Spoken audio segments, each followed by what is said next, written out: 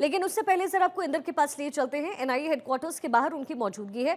इंदर, वहां पे क्या कुछ हो रहा है? क्योंकि अभी तो लगभग मुझे लगता है 45 मिनट का जो और समय है वो यहाँ पटियाला हाउस कोर्ट में लगेगा। उसके बाद मौजूदगी तैमूर राणा की एनआईए हेडक्वार्टर्स में होने वाली है। तो किस तरीके के इंतजाम वहां पर है और क्या हलचल?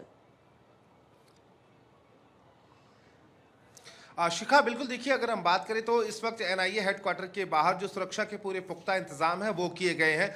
दिल्ली पुलिस के जवानों को तैनात तो किया गया है। पूरी तरह से जो रोड है एनआईए दफ्तर के बाहर की, उसको पूरी तरह से सुबह से ही ब्लॉक कर दिया गया है। मेट्रो स्टेशन का जो यहाँ पर गेट था उसको भी सुबह ही बंद कर दिया गया था और ऐसे में अर्धसैनिक बलों की जो टुकड़ियां हैं उनको तैनात किया गया है। और समय समय पर जो दिल्ली पुलिस के आला अधिकारी हैं वो यहाँ पर पहुंच रहे हैं और जो यहाँ पर सिक्योरिटी में जवान तैनात हैं, चाहे वो दिल्ली पुलिस के हों या फिर अर्धसैनिक बल हों, उनको ब्रीफ किया जा रहा है। क्योंकि देखिए बहुत सेंसिटिव मैटर है, ऐसे में सुरक्षा के भी पूरे पुख्ता इंतजाम यहां पर किए जा रहे हैं। अभी कुछ देर पहले ही यहां पर डॉग स्क्वाड की जो टीम है वो पहुंची थी और ठीक मेरे पीछे, एक बार मैं अपने विजय से कहूंगा आपको जो तस्वीरें हैं वो दिखा दे। ठीक मेरे पीछे आप ये जो एनआईए हेडक्वार्टर देख रहे हैं शिखा, यहां पर कुछ भी संदिग्ध तो नहीं है क्योंकि बहुत सेंसिटिव मैटर है तहव्वुर राणा का। तो ऐसे में डॉग स्क्वाड की टीम पहुंची थी। पूरा जो ये पूरी बिल्डिंग आप देख रहे हैं इसमें बकायदा एक सिक्योरिटी चेक चलाया गया डॉग स्क्वाड के साथ। तो आप यहां पर देखेंगे अभी भी दिल्ली पुलिस के जो जवान हैं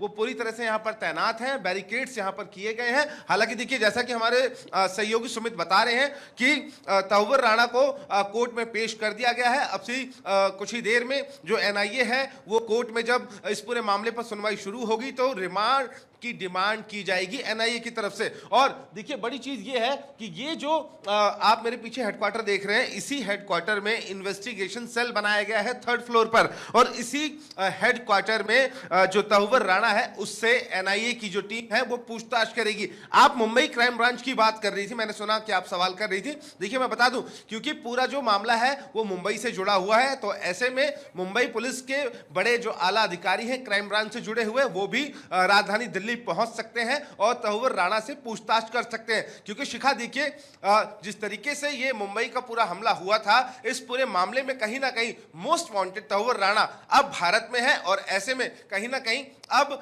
उसके ऊपर इस पूरे मामले से जुड़ा हुआ जो केस है वो चलने वाला है। आज जब एनआईए को इसकी रिमांड मिलेगी तो मुझे लगता नहीं है कि आज तो पूछताछ नहीं होने वाली है शिखा, क्योंकि देखिए एक लॉन्ग ट्रैवल है। जो आला अधिकारी है उसको लेकर यहां पर पहुंच तो चुके हैं। मुझे लगता है कल से ही तहव्वुर राणा से जो पूछताछ है वो शुरू हो जाएगी। देखना दिलचस्प यही होने वाला है शिखा कि पूछताछ में आखिर क्या कुछ निकलकर सामने आता है। एजेंसियों के पास बहुत सारे सबूत हैं जी, और उन्हीं सबूतों ने तहव्वुर राणा के प्रत्यर्पण में मदद की है, जिसके चलते आज इस मोस्ट वांटेड को भारत की सरजमी पर लाया जा सका है। तो ऐसे में देखिए कितने हैंडलर्स और हैं, स्लीपर सेल से किन लोगों ने मदद करी, कैसे पानी के रास्ते से आतंकवादी मुंबई में घुस जाते हैं और पूरी मुंबई को दहला देते हैं। तो बहुत सारे ऐसे कनेक्शंस हैं जिनको फाइंड आउट करना है और उन लोगों तक भी पहुंचना है जो लोग आज भी भारत की सरजमी पर फल फूल रहे हैं और कहीं ना कहीं ऐसी गतिविधियों में इन्वॉल्व रहते हैं। तो इन सब के जवाब तहव्वुर राणा को देना होगा शिखा। जाहिर है इंदर, बहुत ही अच्छे तरीके से आपने इस पॉइंट को बताया है और यही मैं समझना भी चाह रही थी कि एनआईए और फिर जो मुंबई पुलिस है वो एक साथ किस तरीके से इंटरकनेक्ट होकर के काम करेगी। सुमित लगातार पटियाला हाउस कोर्ट के बाहर मौजूद हैं, हम तक इन्फॉर्मेशन पहुंचा रहे, तस्वीरें उन्होंने पहुंचाई जब कोर्ट परिसर के अंदर ये पूरा कॉन्वॉय पहुंचा। अच्छा सुमित, अब अंदर क्या कुछ हो रहा है, क्या इसकी कोई जानकारी आप तक पहुंची है? क्या अंदर कोर्ट में पेशी हो गई है तहव्वुर राणा की?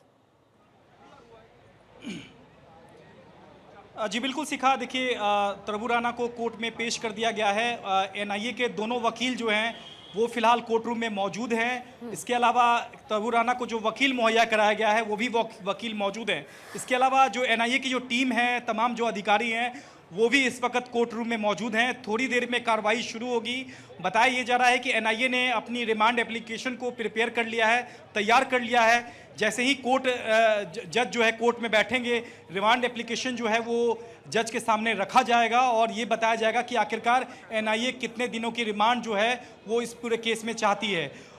संक्षेप में एनआईए की ओर से पूरे केस को बताया भी जाएगा और ये भी बताया जाएगा कि किन बिंदुओं पर पूछताछ करनी है, किस केस में ये मास्टरमाइंड है। ऐसे तमाम जानकारी जो है वो एनआईए की जो टीम है वो कोर्ट को देगी। एनआईए के वकील की दलील सुनने के बाद प्रभु राणा के वकील को भी कोर्ट सुनेगा।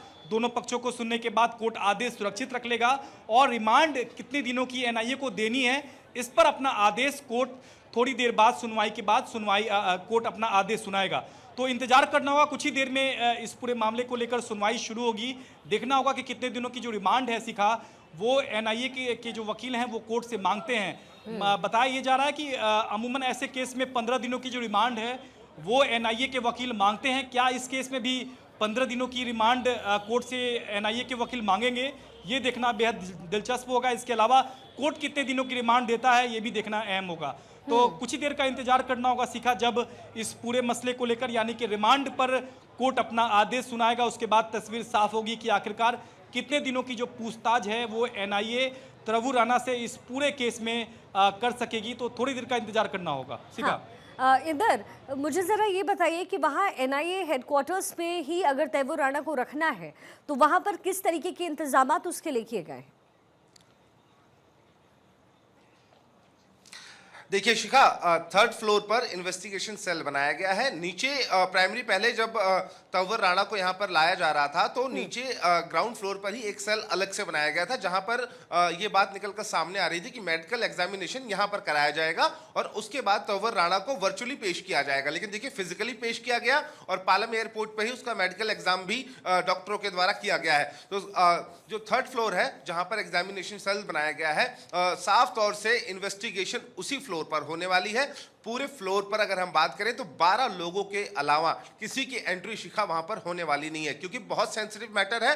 भारत का मोस्ट वांटेड आतंकवादी है जिसने मुंबई हमले की रचना और संरक्षण सब कुछ उसने किया, जो वो कर सकता था भारत को दहलाने के लिए सब कुछ उसने किया। तो ऐसे में देखिए उस फ्लोर पर किसी की एंट्री नहीं होगी। 12 अधिकारी ऐसे हैं जिसमें आईजी और डीजी लेवल के हैं, एसपी लेवल के 12 अधिकारी हैं जिनको एनआईए की तरफ से नियुक्त किया गया है। वही लोग उससे पूछताछ करेंगे। अब वही अधिकारी मुंबई की पुलिस के साथ भी एक समन्वय बना के और ज्यादा पूछताछ उससे करने वाले हैं। और पूरे फ्लोर पर अगर मैं बात करूं तो देखिए सीसीटीवी इंस्टॉल किए गए हैं, अलग से सर्विलांस सिस्टम बनाया गया है, क्योंकि देखिए एक मोस्ट वांटेड आतंकवादी है और ऐसे में किसी तरह की कोई कह सकते हैं शिखा कि लू फॉल्स कहीं भी एनआईए छोड़ना नहीं चाहती है, क्योंकि एक मोस्ट वांटेड आतंकवादी है जो एनआईए के इसी हेडक्वार्टर में रहेगा। जब तक रिमांड रहेगी पूछताछ उससे इसी एनआईए के ऑफिस में होने वाली है। तो बड़ी बात यह है कि शिखा देखिए कितने दिन की रिमांड मिलेगी उसके लिए थोड़ा सा इंतजार करना होगा। हमारे सहयोगी सुमित वहां खड़े हैं, पल-पल की अपडेट्स वो कोर्ट से दे रहे हैं, मैं एनआईए हेडक्वार्टर से दे रहा हूं, तो थोड़ा सा इंतजार करना होगा। लेकिन